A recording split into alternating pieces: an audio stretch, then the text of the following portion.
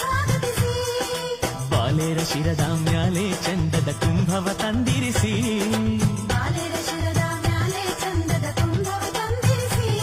ಬಲು ಭಕ್ತಿಯಿಂದ ಉತ್ಸವ ಮಾಡಿ